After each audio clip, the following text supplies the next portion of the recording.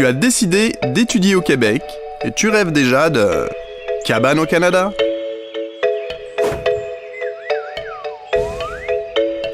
de sirop d'érable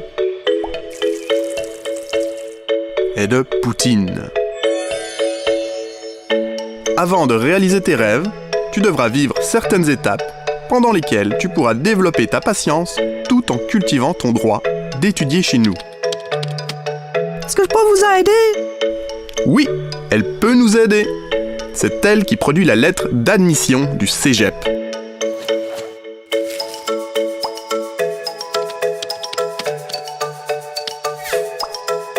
Quand tu reçois la réponse, c'est là que la fête des formulaires commence. Le principe, si tu commences tôt, tu mets toutes les chances de ton côté pour obtenir toutes les autorisations à temps. Aussi, un petit conseil, fais une photocopie de plus, ça peut servir. D'abord, il faut que tu fasses la demande pour obtenir ton certificat d'acceptation du Québec, le CAQ. Petite précision ici, au Québec, on a un parti politique qui s'appelle la CAQ, à ne pas confondre. Donc, pour obtenir ce précieux certificat, tu vas en ligne et tu remplis toutes les cases demandées. Avant de cliquer sur « Envoyer », tu peux demander à un parent ou un ami de réviser pour toi. On sait jamais. Par la poste, tu devras envoyer les documents suivants. Photocopie du passeport, photo d'identité format passeport et la fameuse lettre d'admission du cégep. Il faut aussi que tu prouves que tu as les capacités financières pour étudier au Québec. Et devine quoi? Il y a un formulaire à remplir. L'idée, c'est de prouver que tu as la capacité financière à poursuivre des études au Québec. Autour de 12 500 $ canadiens. Une fois ton CAQ obtenu, un autre document important, c'est le permis d'études. Sur ce site, tu trouves ton pays d'origine. Et tu vas voir, on demande les mêmes documents, ou presque. Lettre d'admission, passeport et la preuve que tu es en mesure de subvenir à tes besoins.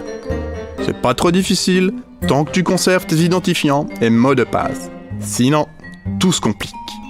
Aussi, le gouvernement veut une lettre expliquant tes objectifs en venant étudier au Québec. Cher gouvernement, je rêve de grands espaces et de poutine. Si tu veux vivre ce rêve, vérifie aussi si tu as besoin d'un visa de résident temporaire, un VRT, ou une autorisation de voyage électronique, une AVE. C'est variable selon les pays d'origine. Si tu as besoin d'une AVE, elle te sera délivrée automatiquement avec ton permis d'études. Depuis quelques années, il faut fournir les données biométriques pour obtenir le permis d'études. Sur le site, tu peux trouver l'endroit où ce service est offert assez facilement.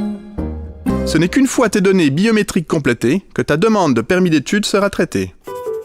Si tu étudies dans le domaine de la santé, tu dois faire un examen médical avec un médecin désigné par Immigration Canada. Arrivé aux douanes, tu dois vérifier si la restriction médicale est inscrite à ton permis. Si c'est le cas, tu peux le faire modifier tout de suite. Si tu ne le fais pas, ça sera plus compliqué de le faire après coup. Ton permis d'études est délivré au point d'entrée au Canada. À ton arrivée au Canada, tu dois avoir en main la lettre d'approbation de ton permis d'études pour la présenter à l'agent d'immigration. Avant de voyager vers le Canada, assure-toi d'avoir en main cette lettre ainsi que tous les documents relatifs à ton séjour en sol canadien. Une dernière chose, si tu veux te faire soigner gratuitement rendu au Québec, il faut que tu te procures le formulaire de sécurité. Oui, un autre formulaire. Il est disponible auprès de ta caisse primaire d'assurance maladie. Quand tu seras chez nous, tu pourras bénéficier de la couverture d'assurance maladie, moyennant un joyeux rendez-vous. Entre-temps, tu dois souscrire à l'assurance du cégep. À ce jour, 574 étudiants internationaux ont réussi cette mission hautement stimulante dans l'univers exaltant du formulaire gouvernemental. Arme-toi de patience, assure-toi d'avoir ton passeport. C'est la base. T'es capable d'y arriver, j'ai confiance en toi. À bientôt!